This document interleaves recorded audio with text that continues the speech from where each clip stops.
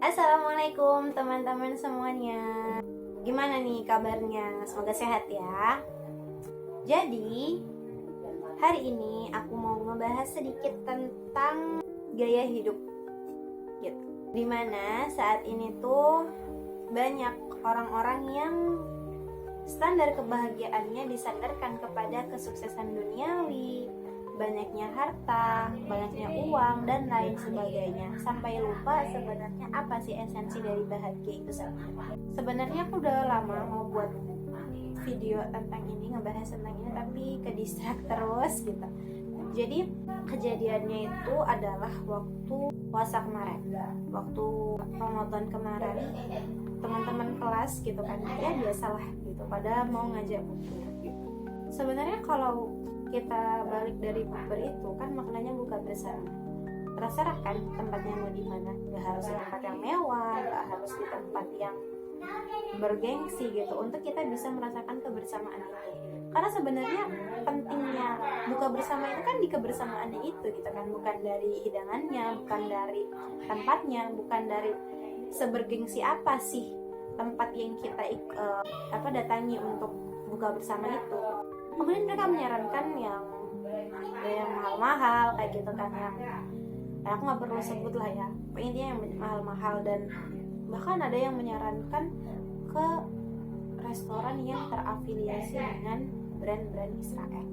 Aku langsung kayak, hey, kalian sadar nggak sih kalau misal apa yang kalian lakukan itu sangat berdampak buat saudara-saudara kita di sana.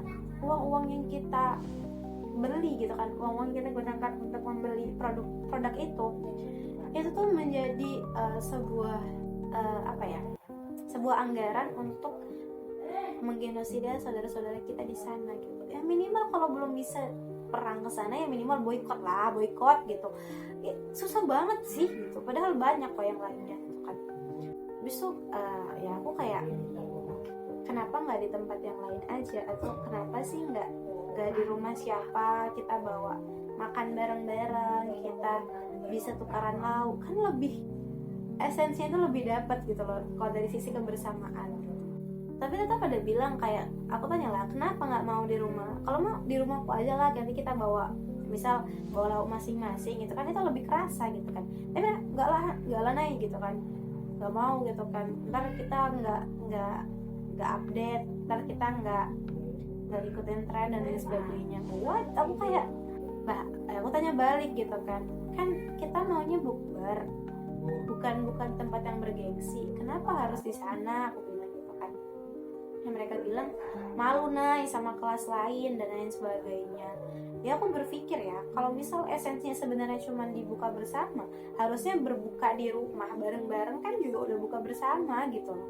Tapi kebanyakan sekarang itu mereka menyulitkan standar kebahagiaan itu, sehingga banyak orang-orang sekarang, anak-anak muda sekarang, yang standar kebahagiaannya itu atau standar sukses menurut mereka itu ya hanya sekedar harta duniawi gitu.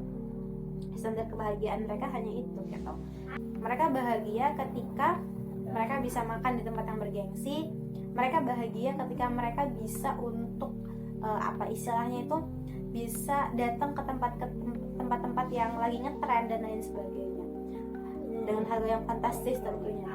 Aku jadi mikir gitu nih, kenapa ya kok sampai segitunya gitu. Padahal kalau misal kita lihat lagi gitu kan, uang yang harusnya kita bisa alokasikan ke yang lain, untuk budget yang lain, itu malah habis untuk makan aja gitu kan.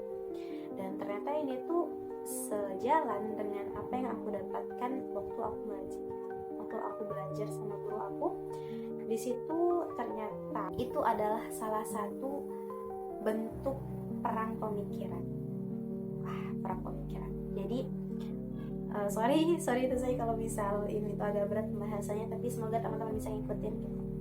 Jadi teman-teman, perang yang ada sekarang gitu kan, atau penjajahan yang dilakukan oleh orang-orang barat sekarang itu bukan fisik gitu. Walaupun mungkin ada di beberapa tempat yang melalui senjata gitu kan, melalui fisik gitu, seperti misal saudara kita di Palestina, di Uighur, di Rohingya, di Suriah dan lain sebagainya. di Kashmir dan yang lainnya lah, aku nggak sebutkan satu persatu. Tapi ada juga di wilayah-wilayah Muslim lainnya, termasuk Indonesia di dalamnya, itu penjajahan itu melalui penjajahan pemikiran. Jadi bukan adu senjata lagi, bukan adu fisik lagi, tapi melalui pemikiran. Karena kenapa gitu kan? Karena sejak keruntuhan daulah Turki Utsmani di Istanbul, Turki gitu kan, mereka berpikir bahwa kita itu kalau dijajah dengan menggunakan senjata lalu mati sebagai syuhada, kan itu cita-cita yang diimpikan oleh setiap muslim gitu kan. Tapi akhirnya mereka berpikir bagaimana caranya melakukan penjajahan tapi secara halus dan tidak disadari kalau itu adalah bentuk penjajahan. Dan akhirnya muncullah yang namanya Ghazwul Fikri atau perang pemikiran. Dan perang pemikiran ini teman-teman jangan dianggap remeh, jangan dianggap kecil, karena ini tuh besar banget pengaruhnya dan asli kayak ya Allah gitu, bisa sampai sebegitu besarnya dampaknya gitu terhadap kita dan kehidupan. Nah, Ghazwul Fikri itu mereka melalui kalau nggak salah 4F ya. Yang pertama itu food, fashion, fun, and film. Food, contohnya bagaimana kita dicekoki oleh konten-konten yang akhirnya kita bersepsi, kita punya sebuah persepsi, kita punya sebuah pandangan bahwa ya kita bahagia itu kalau makan di tempat yang ngetren. Terus budaya-budaya hedonis itu masuk, budaya konsumtif itu masuk, dimana kita membelanjakan uang yang kita miliki dengan hal-hal untuk hal-hal yang sebenarnya kita nggak perlu gitu. Misal udah punya tas ini, beli lagi tas itu dan lain sebagainya. Padahal mah kalau kita punya satu aja kita pakai, kalau misalnya rusak baru ganti lagi gitu kan seharusnya. Tapi dengan budaya hedonis dan konsumtif yang dilancarkan oleh Barat, ya kaum muslimin gitu kan, nampak banget gitu mereka menjadi orang-orang yang terlalu tidak bisa untuk menjaga matanya dari hal-hal yang begitu gitu. Jadi kayak nengok barang yang bagus dikit langsung ambil, nengok itu barang bagus ambil kayak gitu. Jadi kayak sebegitu mudahnya gitu kan. Kemudian dari film, teman-teman kalau memperhatikan ada beberapa film-film Barat itu yang menyudutkan Islam, menyudutkan bahwa yang teroris itu adalah orang-orang yang berjenggot, yang berjubah panjang dan lain sebagainya. Itu kan Islamofobia yang mereka mau hembuskan ke dalam diri muslim itu sendiri. Kan lucu ya, kayak orang Islam tapi takut sama agamanya sendiri karena punya stigma-stigma negatif yang dilancarkan sama Barat gitu kan. Sehingga apa? Sehingga yang nampak oleh mereka adalah Islam itu buruk, Islam itu kejam, Islam itu jorok, Islam itu tidak tertib, dan stigma-stigma atau stereotip yang lainnya.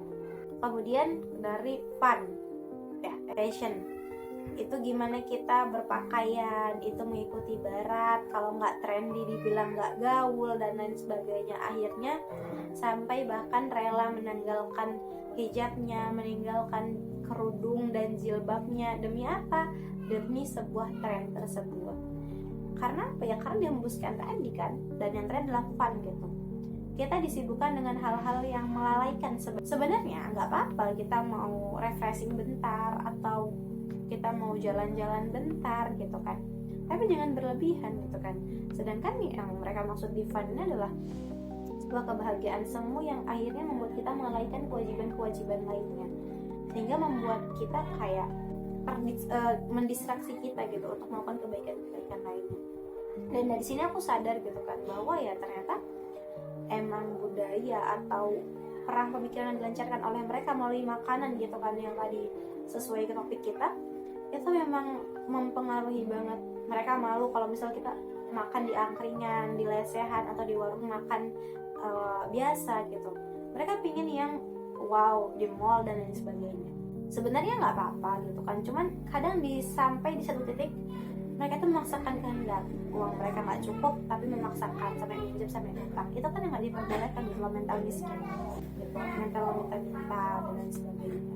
Jadi ya gimana ya, solusinya ya sebenarnya balik lagi gitu ke diri kita. Kita jangan mau terperdaya oleh perang pemikiran yang mereka lancarkan gitu kan, perang pemikiran yang mereka lakukan.